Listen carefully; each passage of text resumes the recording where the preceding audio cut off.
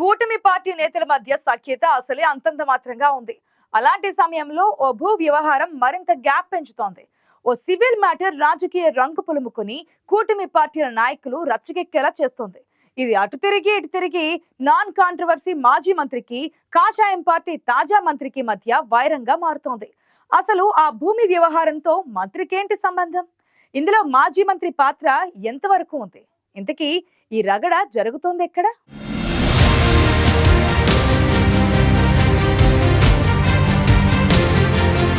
ఒక్కోసారి దారిన పోయే కంప మెడకు చుట్టుకుంటుందంటారు. ప్రస్తుతం శ్రీ సత్యసాయి జిల్లాలో ఇద్దరు నాయకులకు ఇదే జరుగుతున్నట్టు కనిపిస్తోంది.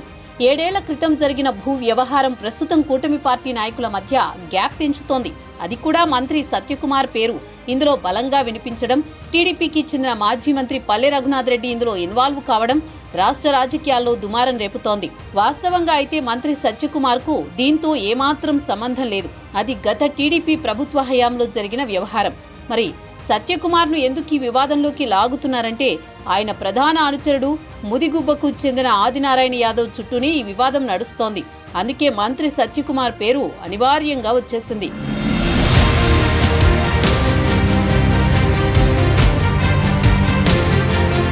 గత టీడీపీ ప్రభుత్వ హయాంలో కియా పరిశ్రమ వస్తోందన్న సమాచారంతో అప్పట్లో మాజీ మంత్రి, ప్రభుత్వ చీఫ్ విప్ గా ఉన్న పల్లె రఘునాథ్ రెడ్డి, బీజేపీకి చెందిన విష్ణువర్ధన్ రెడ్డి, అప్పుడు వైసీపీ ఇప్పుడు టీడీపీలో ఉన్న ముదిగుబ్బ ఎంపీపీ ఆదినారాయణ యాదవ్, ప్రభాకర్ అనే మరో వ్యక్తి కలిసి భూమి కొనుగోలు చేశారు.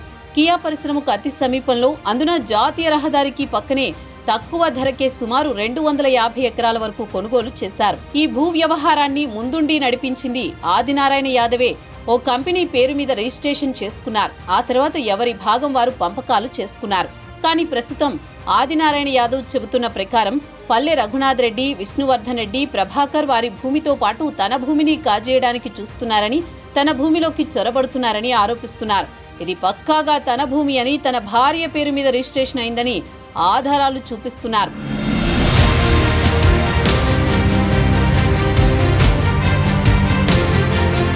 అయితే ప్రభాకర్తో పాటు పల్లె రఘునాథ్ రెడ్డి మిగిలిన వారంతా ఆదినారాయణను నమ్మి పెట్టుబడి పెడితే తమను మోసం చేశాడని అంటున్నారు. ఈ క్రమంలో గత ఆదివారం ఈ భూమి దగ్గర పనులు జరుగుతుండగా ఈ భూముల్లో మీరెలా పనులు చేస్తారంటూ ఆదినారాయణ అనుచరులు అడ్డుకున్నారు.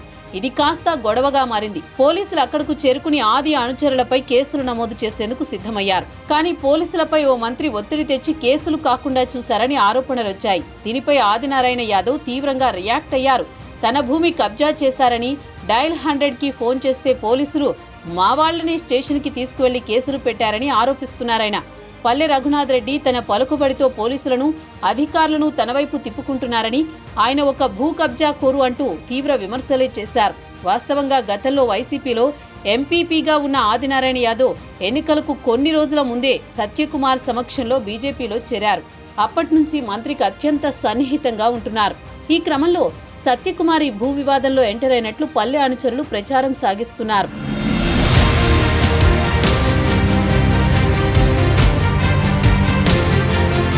ఏడేళ్ల క్రితం మొదలైన భూ వివాదానికి ఇప్పుడు మంత్రిగా ఉన్న సత్యకుమార్ కు సంబంధం ఏంటనేది ప్రశ్న. పైగా పల్లె రఘునాథ్ రెడ్డి అక్కడున్న వారిని మంత్రి దగ్గరికి తీసుకువెళ్లి సెటిల్మెంట్ చేయమంటే ఇది పార్ట్నర్స్ మధ్య గొడవ అని, తాను ఇన్వాల్వ్ కానని గతంలో మంత్రి తేల్చి చెప్పినట్టు సమాచారం. అలాంటప్పుడు ఇందులో ఆయన పేరెలా వచ్చిందనేదే అర్థం కావడం లేదు. తెలుగుదేశం పార్టీ మాజీ మంత్రిపై పార్టీ అధికారంలో ఉన్న సమయంలో ఇలాంటి వివాదం రావడం హాట్ టాపిక్ గా మారింది. పైగా మంత్రి సత్యకుమార్ ను కూడా ఇందులోకి లాగడం మరింత చర్చనీయాంశంగా మారింది. ఈ భూ వివాదం మొదలైంది 7 ఏళ్ల క్రితం. ఆదినారాయణ యాదవ్ తన వద్ద పక్కా డాక్యుమెంట్లున్నాయని చెబుతున్నారు. అయితే పల్లెవర్గం ఆది మోసం చేశాడని అంటున్నారు. కోట్ల రూపాయల భూ వ్యవహారంలో అంత ఏమరపాటుగా ఎలా ఉంటారు? పైగా అప్పుడు అధికారంలో ఉన్న వారిని మోసం చేసే పరిస్థితి ఉంటుందా? ఇలా అనేక ప్రశ్నలు ఉత్పన్నమవుతున్నాయి.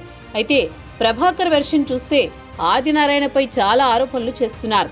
ఆయనపై చాలా కేసులున్నాయని, ఇలాంటి అక్రమ వ్యవహారాలు చేస్తుంటారని చెబుతున్నారు.